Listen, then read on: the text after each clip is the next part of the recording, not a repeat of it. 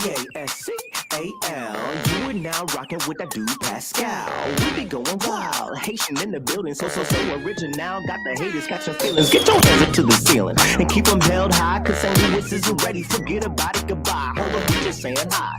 Five somebody, rise up. Weekdays, catch us live. Somebody, let's go. Good evening. Happy Sunday, everybody, and welcome to the Pascal Show. Hope you guys are all doing well out there. Hopefully it's a positive one for you guys. This was a pretty crappy Saturday for the whole nation, for the whole world, for obvious reasons. There was an absolute horrifying tragedy that happened in Allen, Texas yesterday, and we're here to talk about it. Yes, I wasn't able to be on when this whole thing went down yesterday. I was busy, a part of a fundraising event, and so when all this transpired, I was already in the middle of this fundraiser. Couldn't get out of that to come here and break the news to you guys, but I still wanted to give you guys the story nonetheless, because this is a story that we need to talk about regardless. And there's still updates, there's still new information here that I'm going to be giving you guys as well. Okay.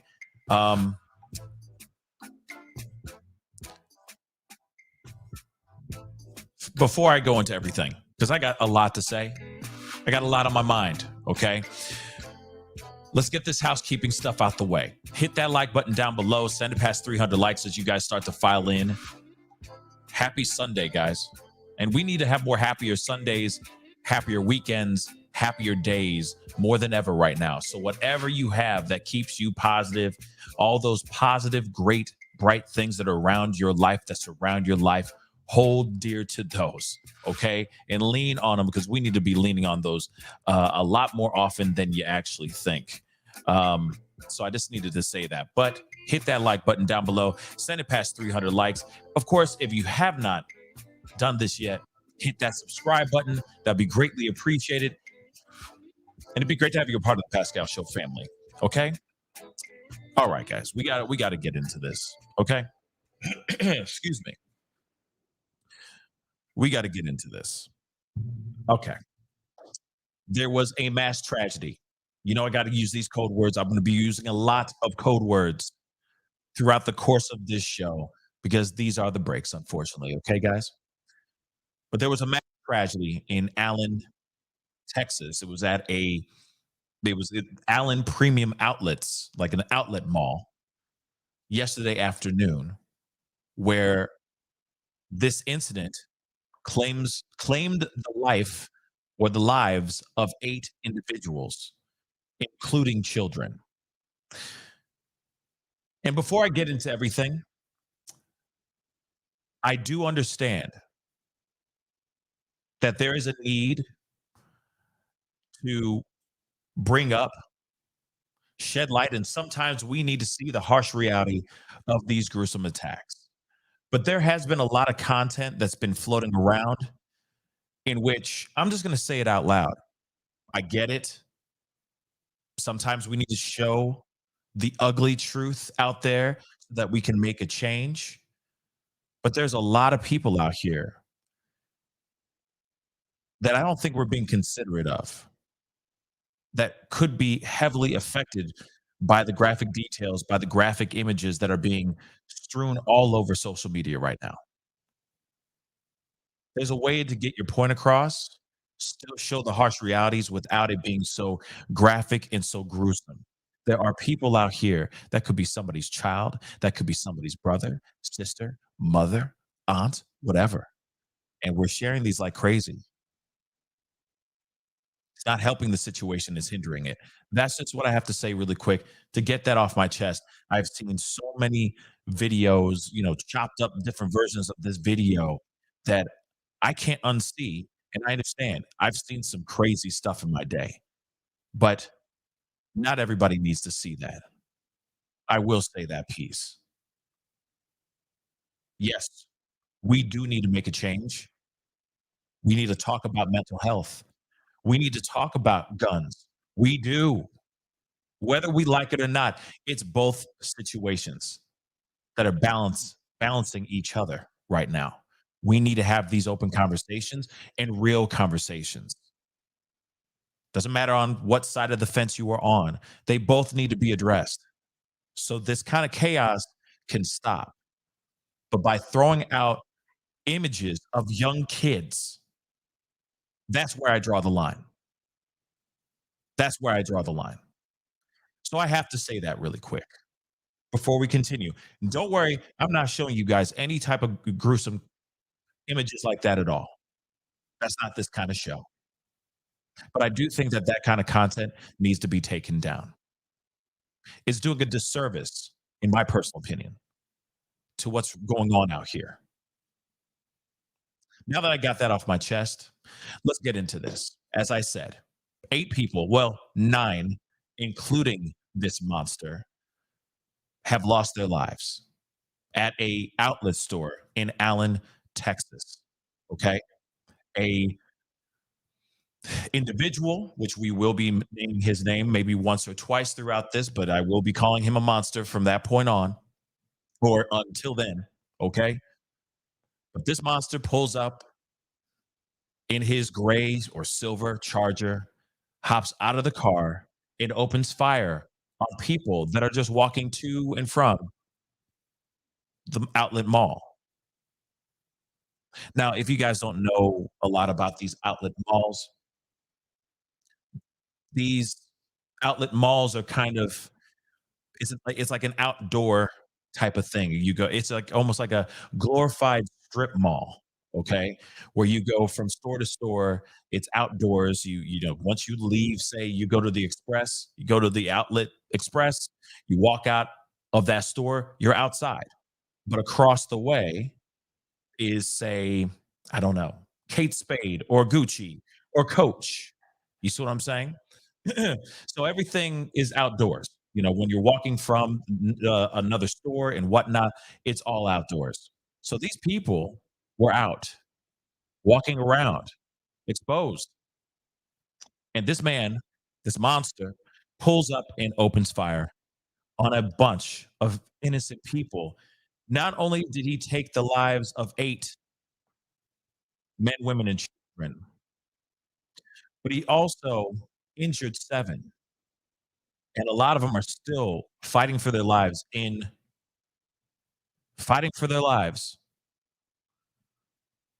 Allen, Texas right now as we speak. So I just want to say I'm just, thoughts and prayers and all that positive energy, healing energy to the 7 that are fighting for their lives right now. So let's get into this. And of course, yes, there's been a lot of other evil stuff that's going on. Yes, I will be covering this most likely in a pop up video later on tonight. There's been a lot of evil. Thank you, Tyler, for the 2. Yes, there is that going on in Texas again. In Texas again as well. Okay. 7 people lost their lives when a car just mowed them over, basically. And that image, those videos are out for everyone to see as well. Again, I'm going, hey, do we really need to see all that gruesome stuff? Do we? But hey, I digress. At some point, it starts to eat away at you.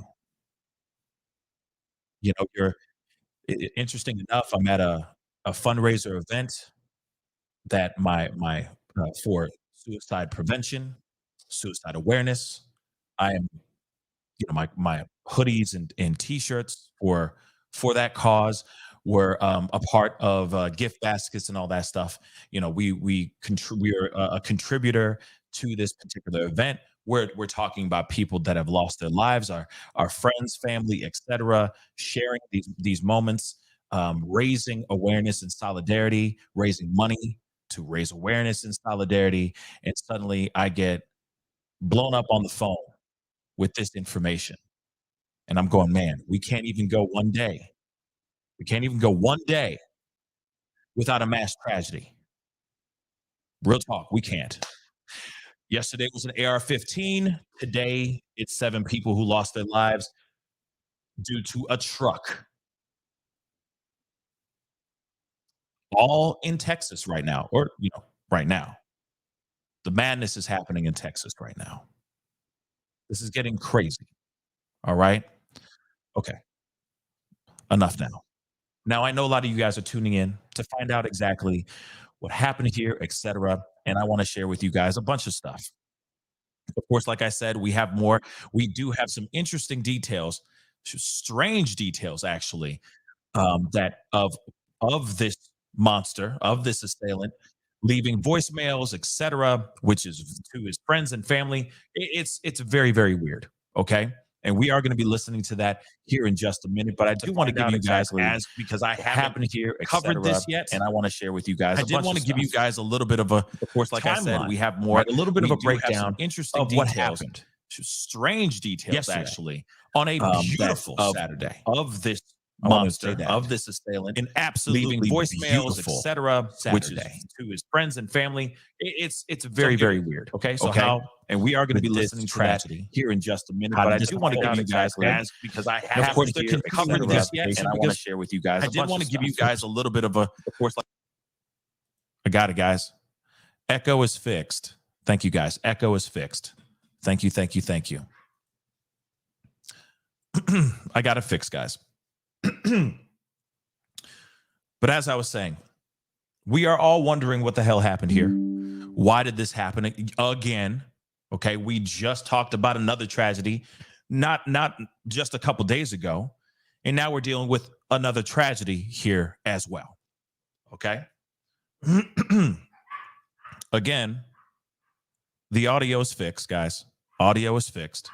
I repeat, audio is fixed. Okay. Just so you know. And Dandy Linus, that's good to know. 9:30 for Stephen Smith. That's good to know. Well, I'll try to keep I'll try to be there for that. Is that Eastern or Central Standard Time? That's what I'd like to know as well. But let's get into this. Okay. We all want to know what the hell's going on, what happened here. So we already know 8 people lost their lives. And let me blow this up a little bit. People lost their lives at this Allen Premium Outlets at Allen Premium Outlets on Saturday, and of course, this is a outlet mall again, an outlet mall. All right, the community mourns the victims Sunday. Yes, they are today having a candlelit vigil right now to mourn the loss of the lives that were lost. Of course, all right. Now we do have the name. Okay, so the officials say that this monster's name is Mauricio Garcia. Mauricio Garcia. Okay, he was 33 years old. I repeat, he was 33 years old. Police were able to neutralize him after the chaos, after the carnage. Okay, and there's video. There really is video of him neutralized. That's being shared all over the place. Okay, so I mean, you type in Allen Mall, you know what I mean? Because I can't say that word that much either, which sucks. But if you look that up on Twitter, you're going to find a whole lot of stuff. All I say is tread lightly, my brothers and sisters, tread lightly, because if you don't want to see some things, you're going to see some things. Okay? So, now they say this was the second deadliest one in the U.S. this year, behind the January tragedy that happened in California, where 11 plus people, 11 plus the monster's lives were taken as well. If you guys remember that was straight up right off the bat, right after New Year's, basically a huge tragedy. Now there was dash cam video that has been circulating online as well, showing this monster Mauricio. Okay, this monster getting out of his Dodge Charger, pulling out a long gun and opening fire on a whole bunch of people. Okay. And it was a busy day. Let me tell y'all, it was a busy day. There is countless videos of showing lines of people walking out of the mall, and of course getting scanned by the by cops and everything, because they thought that maybe there was somebody else, another assailant, another monster involved in this situation, maybe hiding in plain sight. But you can see how busy, as soon as you hear in the videos, as soon as you hear the pop, pop, pop, everyone starts scattering. Everyone. People, cars are just skirting off, and it's crazy. Okay, guys, it's absolutely crazy. I'm going to show you guys a bunch of this stuff here in a minute, and don't worry, it will not be graphic stuff like that. Okay, just so you know. So the following timeline is an approximation of events based on information provided by authorities and Dallas Morning News reports. So 3:30 p.m. Just after this time, an Allen police officer who was nearby on an unrelated call heard gunfire at the mall. According to police, that officer engaged the suspect and neutralized the threat. Around this time, at 4:20 p.m., Allen police put out a message that says law enforcement is on the scene and asked the public to avoid the area. So 4:30, the Federal Bureau of, ATF, okay, said it was responding to an active monster incident, okay, at the mall. 4:45, news helicopter footage shows at least four white tarps outside of H&M store and beside what appeared to be, you can read it, I can't say it, red on concrete. Now, I'm going to say this. This is the part what I'm talking about. There is a video out here that's circulating all over the internet. And I get it. Some people are sitting here going, this is what we need to see, guys. We need to see the truth. We need to see the harsh reality of this kind of violence, this type of carnage, so that we can make things change. We need to shove it in everybody's face. There are kids. There are kids in this video. There are multiple people on top of each other. It is not images that we need to see. Someone's grandmother, that kid's grandmother probably saw that video. I'm just saying, some things just need to be pushed aside or at least blurred out, for crying out loud. But the images are just shocking. I will say that. Okay? So the tarps that they're talking about, these four white tarps, it's covering more than just four bodies in that situation, if you catch what I'm saying. Again, there were multiple people. And they were they were trying to hide behind a bush. That's as best as I can explain it, because I can't even show you those images. It's terrible, guys. Okay? K-Bragg, thank you so much for the 20. This is close to home, 30 minutes away, a low-crime, middle-class area, great place to raise families. I contacted both my adult children. I contacted both of my adult children to make sure they were okay. Terrifying. Thank God that officer happened to be there. Yeah. I mean, it's crazy that that officer was there answering to something completely different. And then this officer happened to just be there during this absolute carnage, this chaos, right? Thank God that officer was there. Okay. Hold on. Yellow Man just said something. What's up, Yellow Man? How you doing, brother? This is ridiculous, man. I work at a mall myself, and it's so scary because I work around lots of people, and it's a lot, and it's a lot goes on there. People shoplifting, fighting, and all but the cops always there. Yeah. I mean, I know that too. You get the mall cops. You get mall security, but what can they really do, right? In those kind of situations, when somebody's coming in heavily armed, heavy artillery, you see what I'm saying? It's crazy. And there's a lot of stories, a lot of other incidents. You know, we maybe 6 months ago, there was a Mall of America situation. If you guys remember that, people were tweeting and commenting and posting things on their Snapchat and IG stories while they're hovering, you know, or they're hiding away in a, you know, in a store or something like that, in a closet. I mean, it's insane right now, guys. We hear about this stuff all the time. Okay. And yes, Mrs. Carmen, all of this is unreal. All of it. And the mall is insane because you get everybody. And I'm not saying that's a bad thing. It's just the truth. You get everybody there and you don't know who is in a, you know, you just don't know who's a fracture, the hairline fracture away from losing their doggone minds. Let's keep it real. You know, it's scary times, y'all. But real quick, let me just blaze through these real quick. We're going to be looking at some videos here as well and all that too, okay? So 5 p.m., hundreds of people are seen in footage leaving the mall, many of them with their hands up, obviously. Numerous ambulances, fire trucks, and law enforcement vehicles are parked at the mall. 6 to 7, crowds of hundreds of people huddles near a police blockade, with some waiting to reunite with their family members. Allen officials say that 9 victims were taken to the hospital, that there's no longer an active threat, and a reunification spot has been created.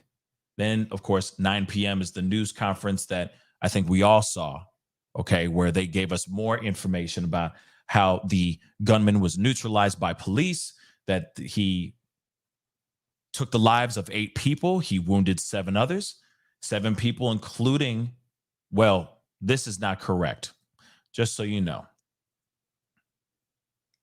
Because later, another person did lose their life. So it's supposed to be, if I'm correct, it's 9 people that lost their life, including the shooter. But let me just make that abundantly clear real quick.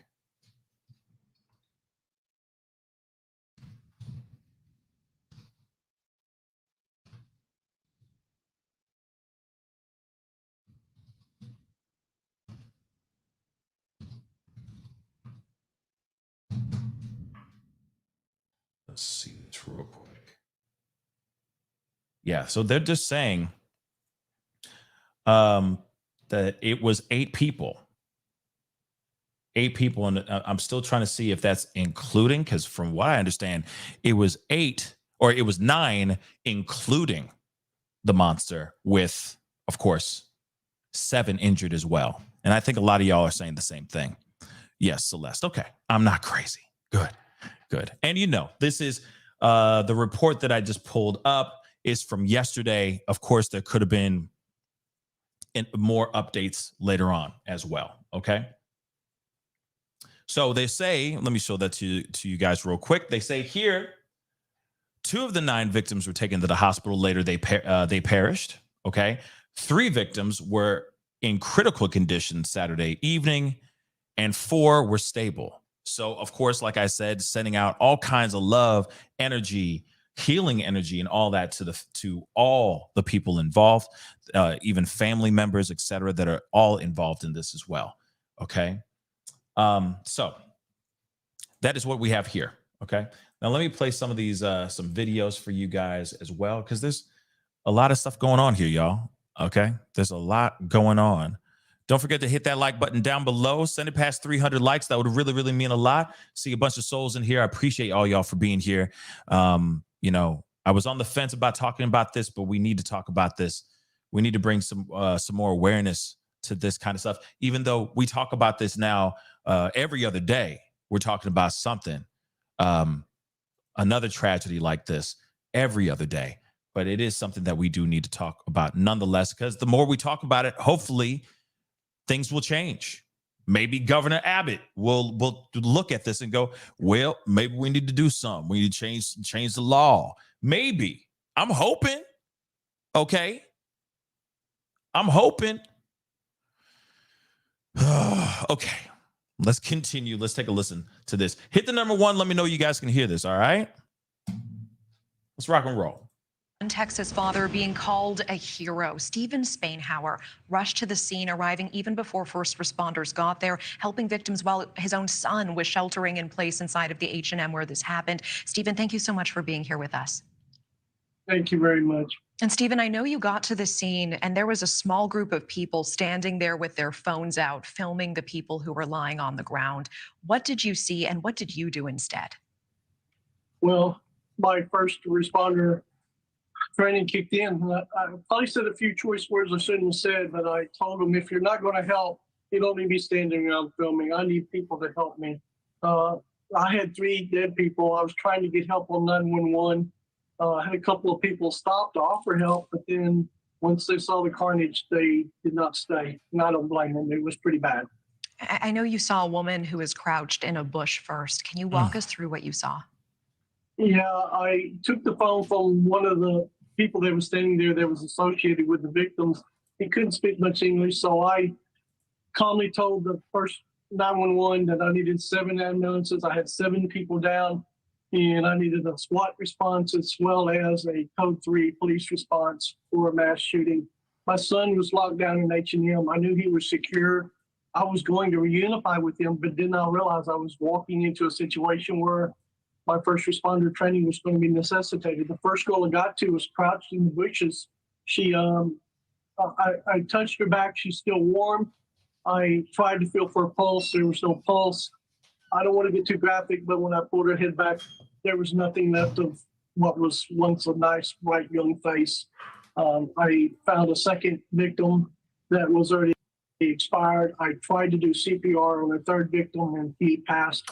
At the same time, I then found a 4 or 5-year-old falling out from under the other victims and started wandering around asking for help for his mama, and I took him to the side. He was the first victim I got out with a police officer assistance that showed up just a few seconds later. I mean, there's a lot. Real quick, I want to say something real quick, and I just also want to reiterate what he just said a little bit ago.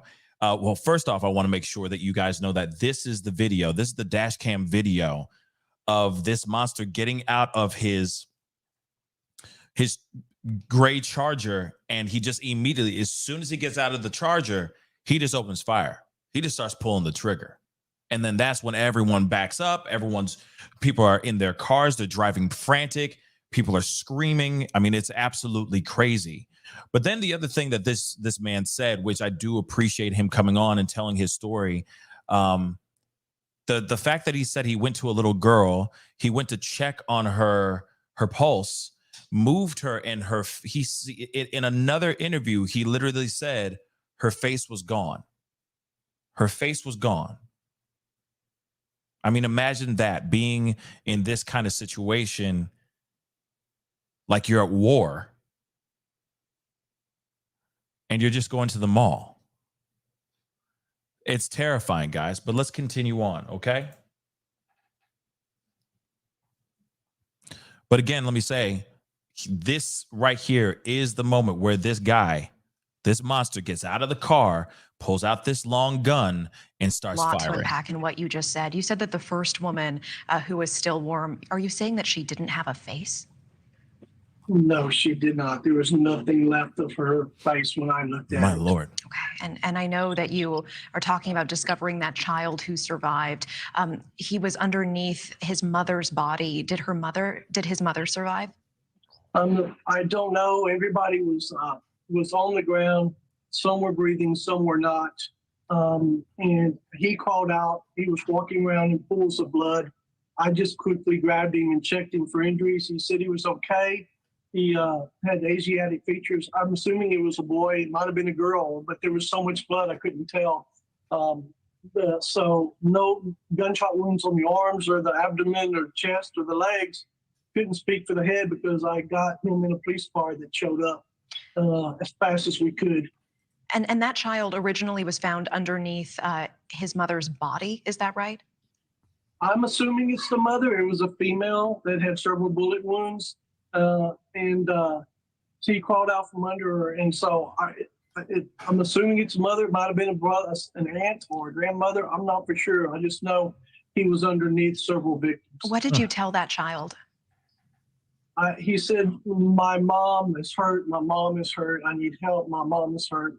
And I just told him, I said, we got people coming to help. You're going to be okay. Are you okay? Do you understand me? Do you understand my English? Yes, I understand. I just need help. I just tried to keep him calm because I didn't want him to go into shock. I didn't want him to see anything more than he had already experienced. So I just kept him about 10 feet from the carnage that was behind him and kept him focused until I could get him into a police car. And the first police car showed up. I'll never forget the look on the police officer's face. He's like, what can I do? I said, take this kid and get him to the hospital. Just, you know, it takes a lot of bravery too. I got to say that too. It takes a lot of bravery for anybody, whether you are a first responder and you're used to being a part or seeing chaos. The fact that there are so many people there that were trying to help, trying to put their best heroic, brave foot forward, trying to help people here is, you know, all I can say is I give them, I just give them a whole lot of props. I don't know how else to say it, because it is a terrifying thing. And I don't know about you, but I feel like I'd be running. I'd just be booking it down the street, not even looking back, scared out of my wits. I mean, that's the natural thought when you don't have a weapon, when you don't, you know, it's either fight or flight. And you got an insane individual just going out here unloading on people. Man, it's just, it takes a lot of bravery for what he did. He ran towards the fire. That's very, very brave. Morning Glory, thank you so much for the 5. The guy in the giant black truck could have run. He could from behind instead fled. Yep. Flight or fight, I guess, but that's cowardly. I mean, yeah, I mean, you know, when you're in that kind of situation, I keep wondering, what do you do? You know, what would you do in that situation when it's just that gut reaction? You see chaos, you see tragedy happening in front of your face, and it is that situation of fight or flight. What do you do? Do you run? You know, even so, maybe when that happened, his initial thought was not thinking, oh, my car could damage this guy if I just pedal to the metal, right? But you never know. Sometimes you just initially go, whoa, reverse, and just, you know, back up as fast as you can. You know, it's just a lot of knee-jerk reactions when those things kind of happen. You know, we got to keep that in consideration as well. But I do get your point, though. I do see that too. He could have, absolutely, no doubt. But let's continue. just get them out. And I do want to ask you about that, because in the early reports, as the media was just looking at the aerial shots of all of this, there were comments about the lack of ambulances on that scene initially.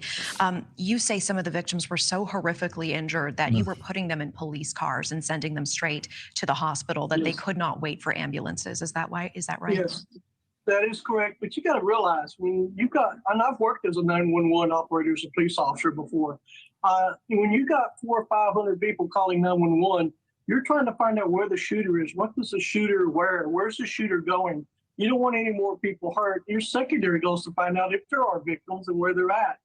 Thank you for watching. Go to News Nation. Yeah. I mean, you know, and the thing is there's a lot of questions I got when it comes to the side of preparation. Because let's be real, something like this that happens, how prepared can law enforcement, first responders, ambulances, all that stuff, how prepared can they really be if these are so random? You see what I'm saying? Because, I mean, if they're getting the information only so soon, sometimes they don't have the resources of the people right there on call that could hop into that ambulance and run towards something that is so massively tragic. A situation where a person is having a heart attack is one thing, or if it's a one single person incident, that's one thing. But when it comes to multiple people, right? Multiple people getting hurt, severely hurt, it does make you wonder, how prepared can these ambulances be, or can these hospitals be? But then it does make you wonder, what about the neighboring hospitals that are around? Shouldn't they all just be called basically at the same time? If they're within the same radius or something, then maybe they can just jump and, you see what I'm saying? They all show up. And hey, if a couple of ambulances aren't filled, okay, we at least have enough ambulances to transport the injured as quickly as possible. But then again, I will say this too, okay? I'm not a medical, I'm not in the medicine field. I'm not a medical expert. I'm not someone who coordinates any of this stuff, but it is a question that I have to ask. You know what I mean? Because it is true. Just like what I was just about to say, Tony. Yeah, you can never be prepared. You can never be too prepared for this. You know, you're walking into absolute chaos. So how are you going to know it's really going to be? How do you know? Oh, today's the day that we need all hands on deck. So I just keep thinking maybe there's other ways. Maybe there's, because there's a lot of other hospitals that are around each other, so that, or within the same vicinity, or maybe a few miles down, but they can maybe head towards. You see what I'm saying? Maybe, But then again, like I said, I don't have the answers, right? All I can say is throwing up the questions, and maybe that's something that can be implemented throughout the country, with everything, including cops too.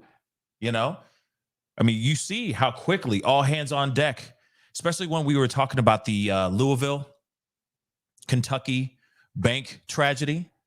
They went in there fast. Same thing with the Covenant school tragedy as well. They walked in and they were ready. I mean, they came in there guns blazing, literally, right? So I when I look at certain situations like this, I keep wondering, okay, how quickly can we get the turnaround, at least with these ambulances and all that, so that we are a little bit more prepared, because these things are still coming. It's not going to change until change happens. Nothing's going to change until change happens. So I wonder, what is it? What can we do now so that we can help the injured quicker? Right, and get them into the hospitals as quickly as possible. Let's continue here, guys. We got a few more things to look at. For example,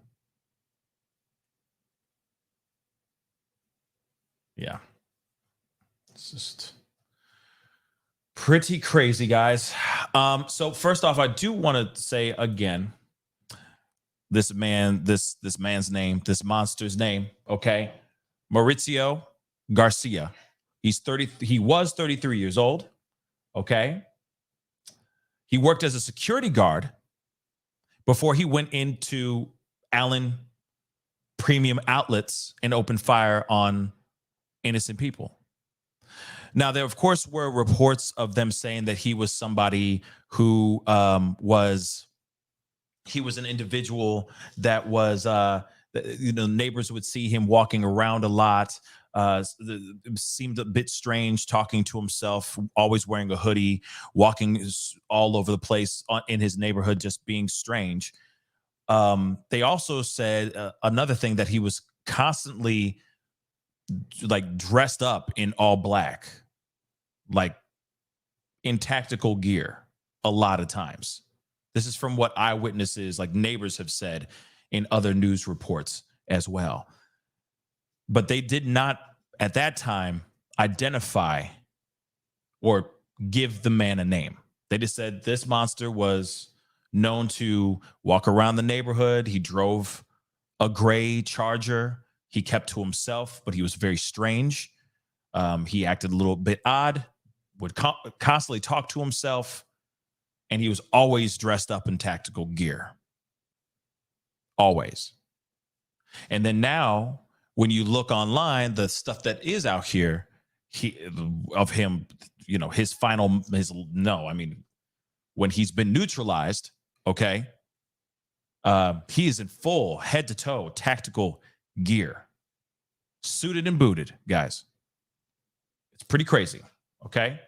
But, of course, they have named him his name again, 33-year-old Mauricio Garcia, who investigators believe may have been a supremacist, which is interesting, or a neo-Nazi, which is also very, very interesting, who followed extremist ideologies.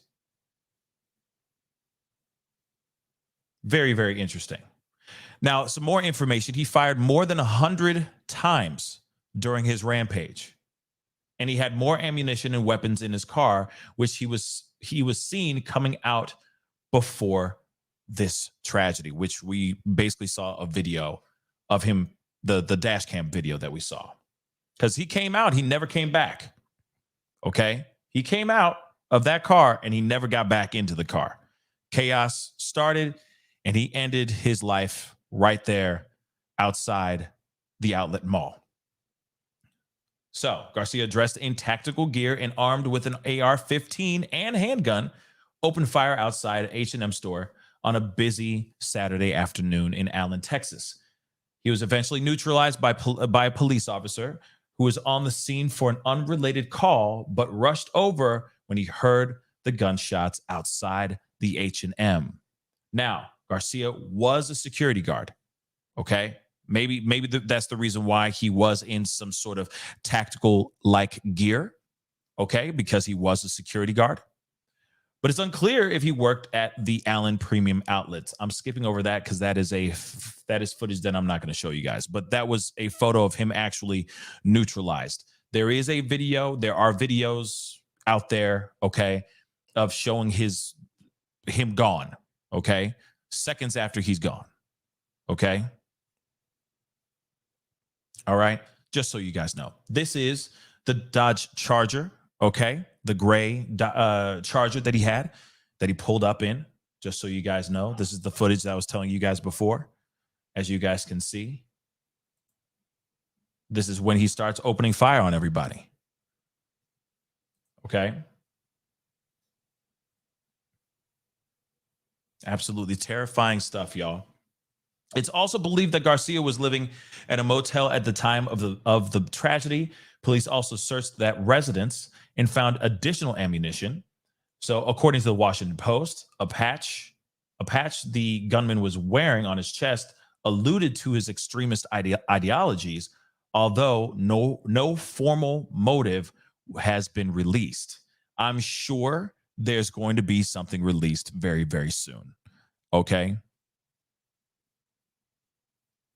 I just saying that out loud. Okay.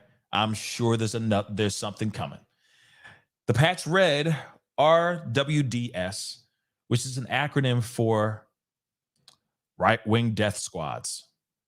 Wow. Okay. This comes after new audio revealed how the heroic officer made a frantic phone call begging for his colleagues to join him on the scene, radioing, "I need everybody I got." The officer bravely runs toward the active monster, who is armed with 60 rounds and had shot more than a dozen people at this point. And this is when he neutralized the monster. About 2 minutes after first calling for backup, the cop said, "I got him down." Moments later, another voice is heard on the radio saying, "We got victims. I need an ambulance."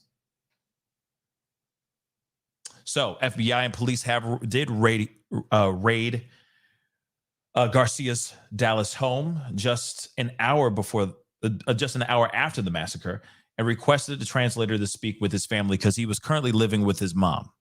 Okay, he was living with his parents at this time. Okay, neighbors say they often saw Garcia wearing security guard type uniform, but he was very quiet and had very unusual behavior. Okay. And of course, the gray Dodger, which was at the scene, was often parked outside the home. So everybody was able to identify, like, yeah, he drove that car and that's the car that's out there. So therefore, they're able to, do the math. and put two and two together. Of course, people getting reunited.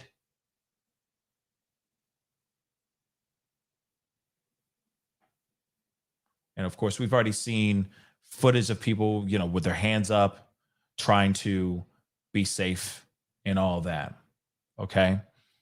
I mean, it again, just absolutely terrifying, unthinkable stuff that we endure, man, every day, pretty much, all around the country. And it's absolutely terrifying. I got another piece here, though, too, I want to share with you guys. This monster left. He left voicemail.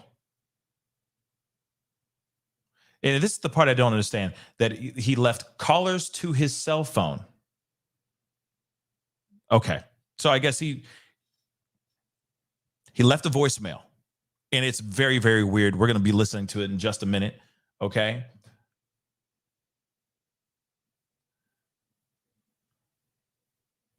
So instead of him saying, leave your usual name, like leave your name and number, he personalized his message, asking his parents for money and insist to his provider that his cell phone bill is already paid. It also includes a dig at the federal government for not providing him with enough financial aid, as well as a jab at the deceased Dallas residents' friends if they owed him money. Let's take a listen to this. It's interesting for sure. Hi, this is Mauricio. If you're the phone company, I already sent the money. If you're my parents, please send money. If you're my financial aid institution, you didn't lend me enough money. If you are my friends, you owe me money. If you're a female, don't worry. I have plenty of money. So he just thought he was Robin Williams. He just thought he was the bee's knees. He thought he was Kevin Hart, everybody. He just thought he was hilarious. Moving on. Because there's more.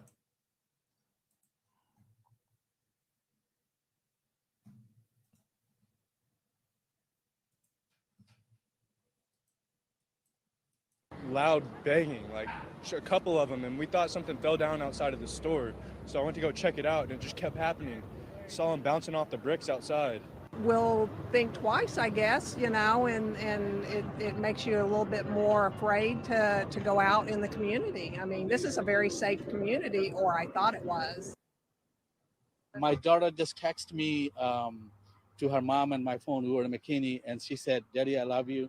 And there's active, volatile situation. There's a shooting, and she's surrounded by the police. Just pray for me. Yeah, I mean, of course, we're starting to hear those kind of stories a lot. We're hearing that a lot, guys. It is literally a tale as old as time. I know that's cheesy, but at the same time, let's be real. We're hearing more and more people saying how traumatized they are, or hey, I finally got in contact with my family. I'm okay. All this stuff. Just the turmoil. The fear, the anxiety of making sure that your loved ones are okay and are not in harm's way. I mean, it's an everything. It's an everyday thing now. It is a constant struggle that you can't even go to the mall anymore. And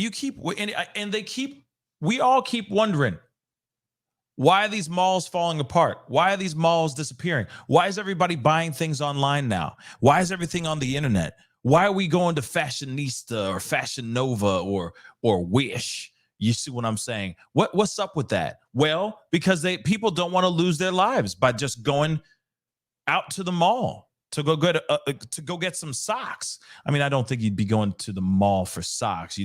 I'm assuming you go to Walmart for that, but you know what I'm saying, okay? When you just want to go get a new pair of jeans, a new fresh pair of kicks, whatever it is. You still got to keep your head on a swivel. There's no safety anymore. There is none. And that's why you see everybody buying things online now, because it gets delivered to their home. They don't have to risk their necks.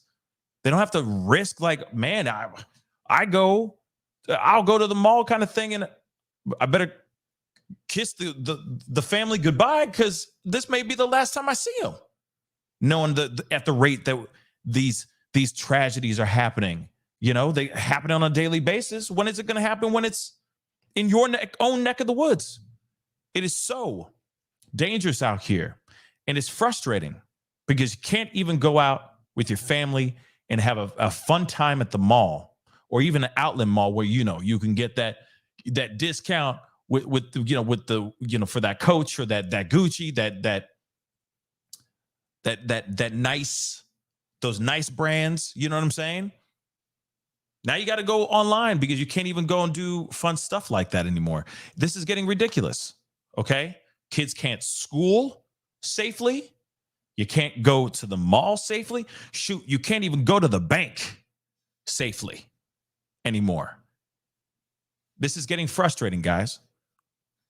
And this is another incident that happened in the state of Texas. And I'm going to say this again.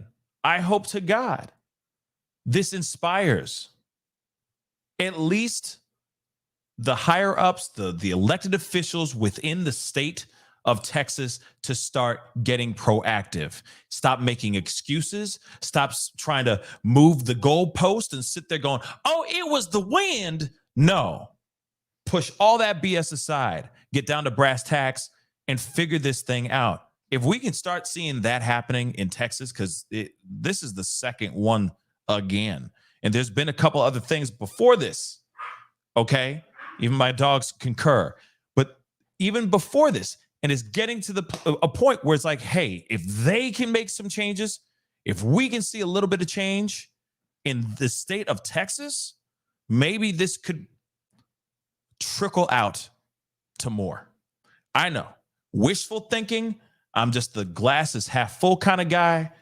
But at the same time, this is getting so bad that there needs to be change. There needs to be change, or at least a movement towards change now. I am sick and tired of seeing these images like we've seen recently. We got to do something, guys. We got to do something. Hearing more about the terror that shoppers experienced during and after. Hold on, guys. After the shooting, we want to bring in Shonda Atkins now. She was in the mall's parking lot with her 14-year-old daughter when the shots rang out. Shonda, thanks so much for being here tonight. Thank you. Shonda, when did you realize that there was an active shooting situation? What did you hear and see? Well, immediately after parking, my daughter and I started walking into the entrance, and we saw maybe about 20 to 25 people running towards us. And we began hearing shots and people screaming, yelling, kids crying. And we just kind of turned around and congregated with the group that was running towards us. And we got to a safe place at the entrance of the mall area. And it was just horrifying. Yeah. And tell us, you were trying to drive away at one point, but you actually drove towards the shooter and got stuck in gridlock. Is that right? Wow. So we were at the entrance of where the actual shooting was taking place. So it was really loud. When we got back to our car, we had to make a U-turn at some point, but we wasn't allowed to because at that point, the first responders were there closing everything down. So we had to get out of our car and just kind of find a safe haven place. And we know you were so close. There were actually bullet holes in your car afterwards. What were you telling your daughter to do as you were going through this experience, and what was going through your mind?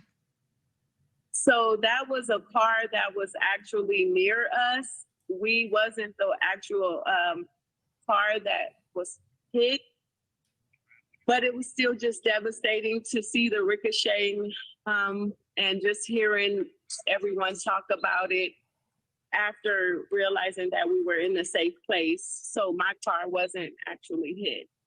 Shonda Atkins, I certainly appreciate you joining us. Last question for you. How are you and your daughter? Oh, come on. Come on.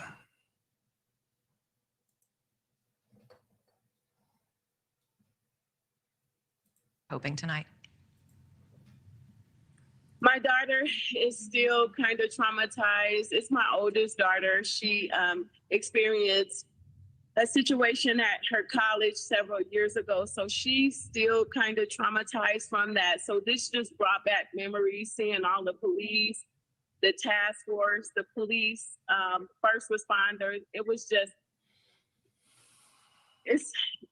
you see it on TV, but when you're actually involved in it and you are running for your life, there's just no words for it. And now to hear the aftermath of it, with so many people have lost their lives, you ask yourself, why me? Why me and my daughter? Why did we escape? But all we can do is just hold on to the hand of God and just thank God that we made it out, because someone didn't make it, someone's child, someone's mother, father didn't make it. And it's just extremely sad. Shonda. I agree. You know what I'm going to say. And Internet Goulash just said, yeah, we are all PTSD'd. Let me say this. And just to bounce off of this mother and this shooting survivor, of course, the more this happens, the more this continues, sooner or later is going to be more than just an acquaintance or maybe a friend 3 times removed, okay, that was a survivor or a victim of these kinds of tragedies. It is becoming such a everyday thing, like breathing air, that at some point we are all going to be telling our story of that time that we almost lost our life because we were at a ceremony or or an event or just at a mall, man, a Baskin Robbins, okay? And suddenly you're going, wow, I'm just so thankful that I'm even still alive, because somebody just lost their doggone mind, pulled out their AR-15 and started unloading on people. And again, I don't know if Baskin Robbins even has stores anymore, okay? But I'm just saying in general, you're just going out there to have some ice cream with your family. Soft serve ice cream joint, and something could go down. It is that crazy. And I'm not trying to fearmonger. I'm not trying to make anybody feel some type of way. These are the facts. We are having mass tragedies on average every single day. Someone just said in the comments, Pascal, you just reported 20 deaths today, or this week, a total of 20. And if I have time tonight, it'll chalk up to 27. Not because of gun violence, but still the amount of violence, the amount of evil that's going on out here in these streets is absolutely insane. And these are the harsh realities. This is the real truth of what's going on in these streets right now, that you can't even take your own kids somewhere where somebody isn't already plotting to make it be one of the worst days of your life, where you either were lucky enough to make it, or someone's throwing dirt on your casket. Now, this is the thing. There's got to be a different way. There's got to be. Our lives are so precious. And this is a constant reminder of how precious life really is. But if we can slow this down, if we can push this down so that it's not at an average of every single day, that'd be an amazing amount of progress, because the way that America is right now, the way that it is in 2023, sooner or later, if we keep going at this rate, it's only going to get crazier. And we're all going to have one of our friends or even ourselves telling that horrific story of survival. This is not how it's supposed to be, guys. This 2023, the new pandemic, is these mass tragedies. It is. It ain't that Rona. It ain't that Rona, okay? It ain't some crazy variant of whatever BS is out here, okay? People just catching bullets right now. And none of these people deserve it. So,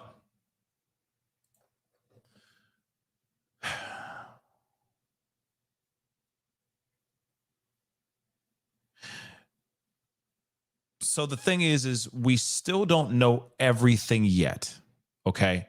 Obviously, they're still unfolding a lot of stuff. I don't know if they have not mentioned anything about this monster having an actual manifesto of any sort. We haven't heard anything of that yet. Now, I know that we're waiting on some other manifestos from other incidents, from other tragedies that we have endured, that we have witnessed with our own two eyes. Of course, eventually that will be coming out. I know that there's a hold on a specific manifesto for whatever legal reasons I do not know. But if this guy has a manifesto, I'm sure it'll be brought up. Here's the other thing, though, too. If you notice the thumbnail, okay? If you notice the thumbnail on this particular video, I have scoured the internet trying to find a photo of Mauricio Garcia. As far as the internet, as far as the news has gone, they have not released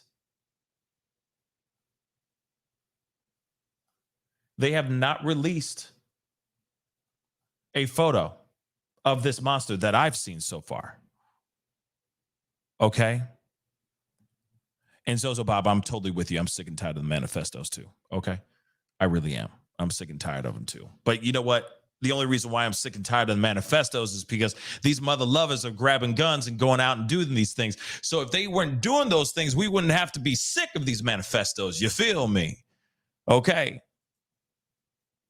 So I have been looking and I haven't found any pictures of him. Like, they have not put out a picture of this monster. You know, even when they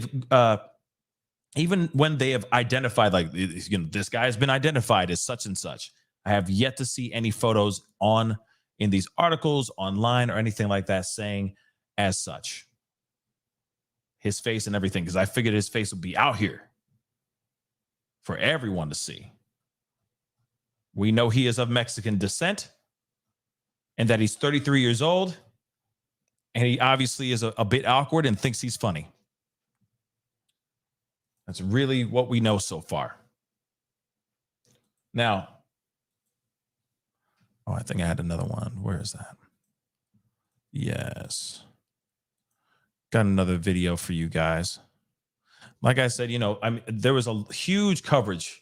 You know, of course, there was huge coverage of this yesterday when it was all breaking live. And I know you guys are here watching with me now. So I do appreciate you guys watching this with me, because I'm sure some of you guys have already been known about this tragedy. Okay. But still, I want to give you guys a little bit more before we say our good nights. Okay. So let's take a look at this video too. The sound of gunfire disrupting a peaceful day at a shopping outlet outside of Dallas, Texas, Saturday afternoon. We got shots fired at the yellow wall. I got people running. The shooting happened around 3:30 p.m. local time. Our officer was at Allen Premium Outlets on an unrelated call. He heard gunshots, located the gunshot, located the shooter, neutralized the shooter. We believe at this point that the shooter acted alone. The outdoor shopping area packed with hundreds of shoppers on what was a sunny, warm day. Cole Korchak was there with his mother when he heard the shooting. There's this guy dressed in all black, wearing a vest, has an assault rifle, and he's just shooting at people. Eber Romero was there too and saw some of the victims. It's people, you know, people injured, they're really bad, some dead bodies. The shooters keep all the way around, like probably 5-10 stores. You know, they keep shooting because the glass broken and everything. Many shoppers say they ran inside stores to hide. Pop, pop, pop, pop, pop. And we saw sparks flying, like it was right in front of us. So we just ran into the Converse store. They locked the door. We all hunkered down in the back. We're all freaking out. We're like, what's going on? What's going on? And I had to go back to the front, lock the door. That's when I saw like cops all coming in. Helicopters was coming in. Multiple agencies responded, including the FBI and ATF. Police officers escorted shoppers to safety, many seen walking with their hands above their heads. Yeah, it's just, man, oh man. You know, I have so many questions. Somebody just gave me a super chat. So K Bragg, thank you so much for the 10. AB7. Okay. AB7 is reporting he was removed from the army. Man, I can't talk. He was removed from the army over mental health concerns. So how the heck was he allowed to buy a pew pew or a pow pow, as you call it, and qualify as a security guard? You know what? That's a really good question, K Bragg. How could you get a pew pew? How can you get a little weapon or a big weapon in this case?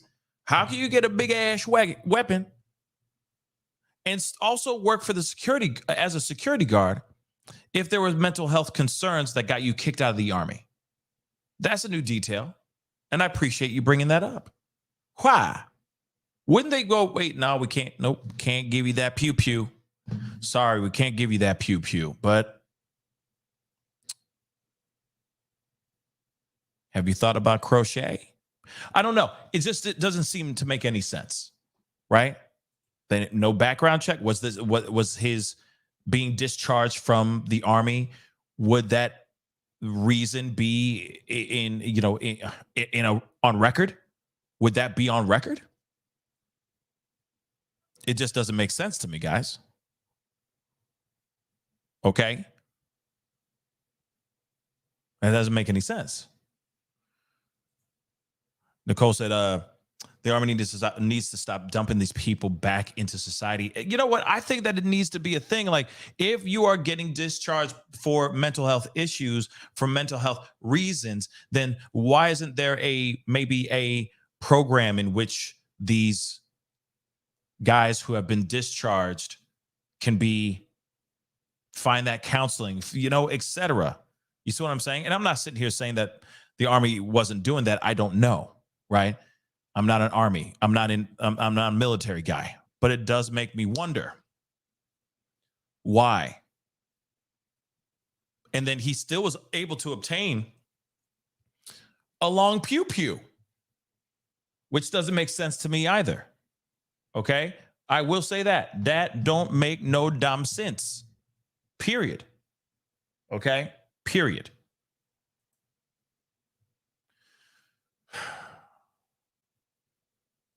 And the thing is those are the type of things that need to be brought into consideration when it comes to the military in general. And that's on everybody else. Like, if you have a ex-cop or ex-whatever that suddenly they get discharged or they get fired from their job because of mental health reasons, there should be some sort of program. Like, hey, here's this program that we'd like you to take. Consider taking it or something. Before you go back out there to the public. Maybe there's something that they can a person that they can talk to, a psychiatrist, something, right? Before they're thrown back out to the wild. Okay? It does make me wonder, But then again, like I said, then you would have to have like that kind of program for every single doggone job. if you really think about it.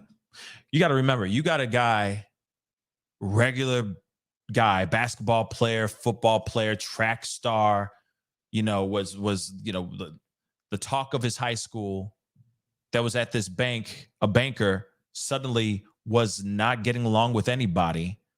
Young guy, seemed unseemingly good guy, looked like. Yes, he had his own mental health issues as well, but suddenly out of nowhere, he shows up with a gun and just takes as many people down as he could. And that was in Louisville.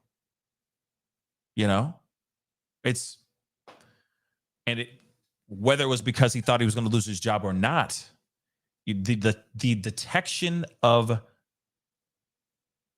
someone's mental stability, mental health, that's the one thing that we got to figure out as well. Because it's also that person that's buying that long weapon and using it on everybody as well. It's not only just the weapon showing up to the mall and just going off. Somebody's behind it using it. It's both. It's both situations. In my book, in my thoughts, it's both, guys. And they're balanced in a way. And they both need to be attacked and addressed in a caring, thoughtful, and productive way, not just sitting back and not doing anything, right?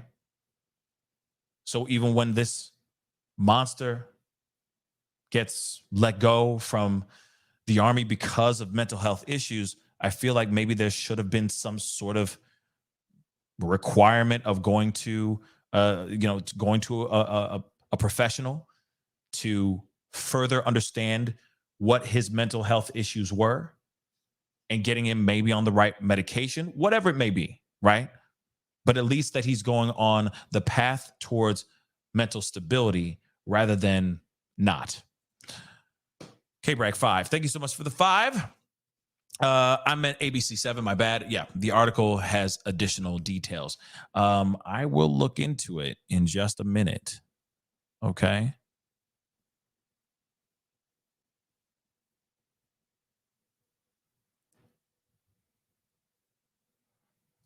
Charlie Miller, thank you so much for the 5. Sad but frustrating fact: NRA has a strange hold on Republican states like Texas, Oklahoma, Mississippi, and other southern states. Yes, we do know that. We've talked about that millions of times, my brother. Millions and millions of times. But the thing is what are they going to do about it? You know what I'm saying? What are you going to do? What are you going to do? What are they going to do? All day they sitting here not saying nothing. So what are they going to do? That's what I'd like to see. I want to see some change at some point, sometime. Because if there's another tragedy that happens in Texas this week, I'm going to lose my mind. I will lose my mind. I will lose my mind. Real talk. Because this is getting ridiculous. Okay? This is getting ridiculous.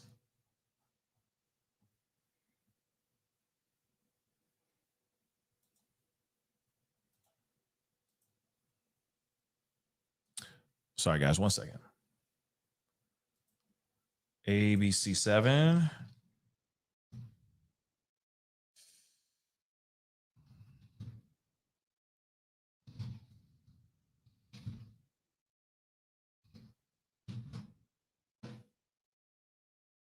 Oh, there it is. Thank you. Thank you. I'm going to show it to you guys so you have that proof positive. But Annette, thank you for the 8 Australian. Appreciate it. Let's look at this. So this monster was removed from Army over mental health concerns. Okay. So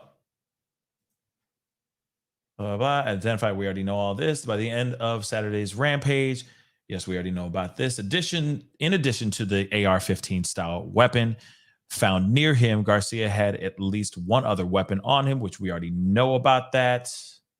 He was removed from the Army over medical health concerns, suspected of, yup. So he was saying some crazy ish. Yo, this guy, I'm just saying it, this guy is Mexican, if I'm correct. Okay. This man was Mexican, and he was also a Mexican white supremacist. What? You know what I'm saying?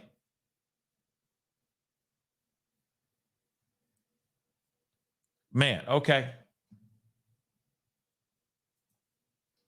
So, he had been living in some form of transient lodging, according to the law enforcement source. Law enforcement sources briefed on the investigation and told NBC News that preliminary information developed in the probe indicates that this monster was in the U.S. Army in 2008 and was removed due to mental health concerns. In addition to the insignia on the monster's equipment that suggested the right-wing extremist ideology, investigators have found social media accounts connected to this monster that revealed hundreds of postings and images, including writings with racially or ethnically motivated violent extremist rhetoric, neo-Nazi material, and material espousing the supremacy of the white race. Yeah. This is real. None of the subject's postings analyzed to date were liked or shared by others or other users, nor were there any public comments. Okay. This monster's account did not contain any friends or associates that were publicly visible. Also, investigators have determined he had no criminal history, this is interesting, and opened fire with a semi-automatic rifle. The monster was equipped with a ballistic vest, numerous magazines, and additional handguns. Okay, so we still know, like in the bunch, the rhetoric that he had, the stuff that he had out here, very, very interesting stuff. Because just on his name alone and just seeing the photo of what he looked like, it is interesting that he was saying extreme right-wing rhetoric, and a lot of it was for pro-white supremacist ideologies. That is very interesting. Okay, that is very interesting, and to me, instantly I say something's not right. Clearly, something is not right. Okay, that don't make no sense. Okay, what was Bigsby? Colton Bigsby? Was it something Bigsby? What is it? Dave Chappelle's Bigsby. Man. Why am I forgetting his name? Clayton Bigsby. Even Clayton Bigsby. Dude was blind, so he didn't know. He didn't know. Okay? He didn't know. But this monster clearly knew where he came from. Okay? What his race was, what his ethnicity is, etc. And he still was apparently putting out very racially motivated content that was for some very extreme right-wing rhetoric, okay? Or extreme right-wing ideologies. And that's very, very interesting. Tammy Wilson, thank you so much for becoming a member. I really do appreciate it. Thank you so much. Welcome to the family. And just like Tammy Wilson, guys, you can also hit that join button down below and become a member. That would be greatly, greatly appreciated. Again, real quick, before I go to this next super chat, hit that like button down below. That would really, really mean a lot. Share some love, show some love. That would really mean the world to me. Okay. We need to get it to some number. Really mean the world to me. Let's see. Let's get it to 700 likes. Let's get it to 700.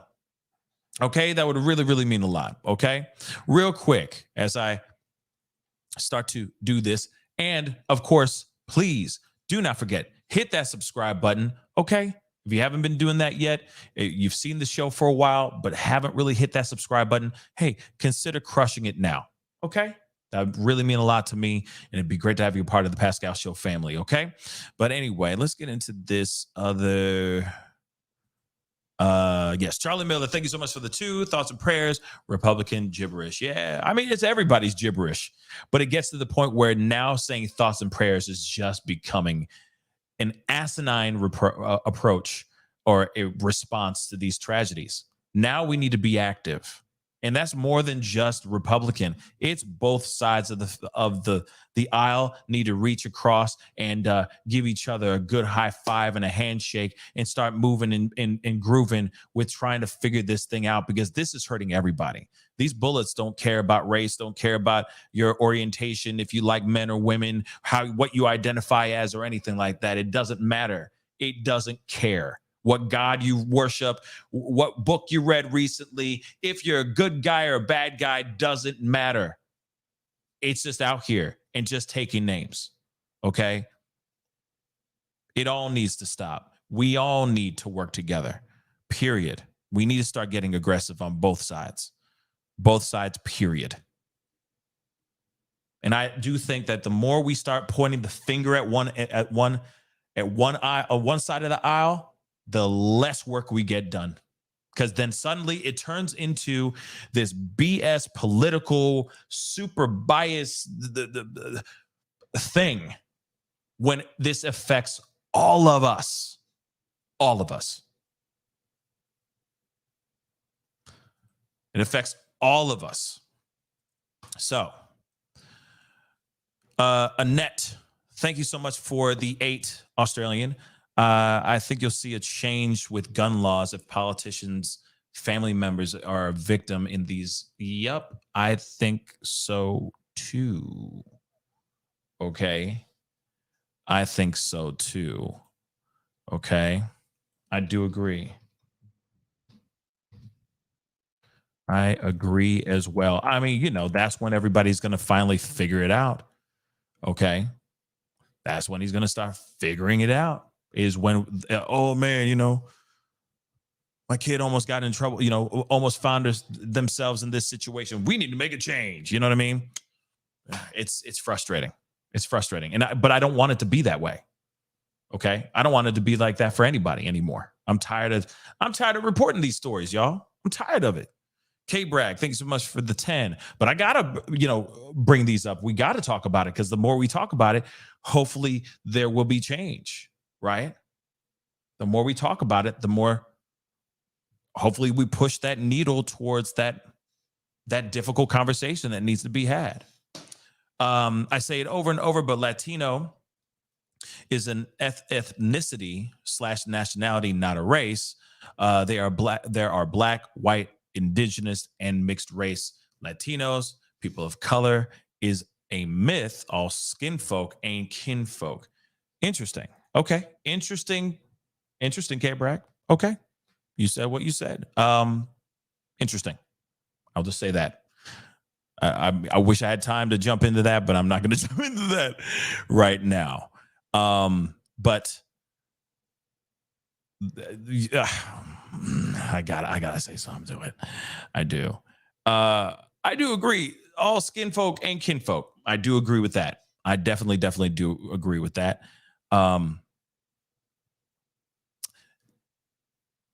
Now, interesting. Well, I don't know. I feel like that is a question as far as when it comes to ethnicity / nationality and not a race. I feel like we need to bring someone on to specifically talk about that as far as the Latino and all that. I don't know if I'm in the place to say something. You see what I'm saying? I think it would be better to have that conversation with somebody who is of that ethnicity as well. Whitney, thank you so much for the 20. Pascal, you're fantastic. Really appreciate all the work you do on this channel. You are my main source, my main news source. Thank you so much. I really do appreciate it. And I just wish I could give you guys better, different. I wish I was coming to you guys with a happier story. Okay. I wish I could come to you guys with a happier story, but unfortunately, we are in different times. We're in a different situation for sure. Okay. And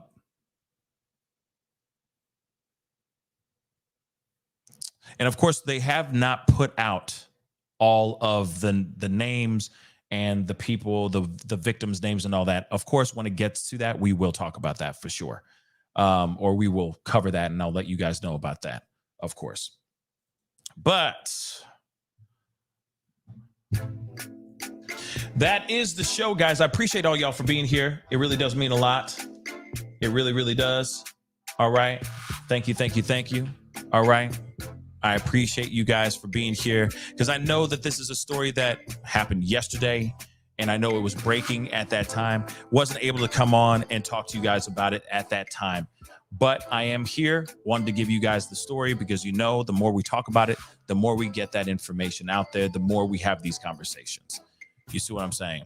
And I think that's what's important, the more conversation.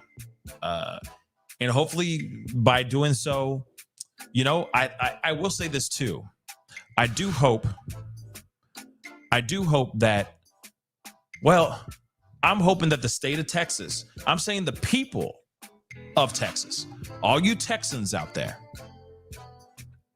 have had enough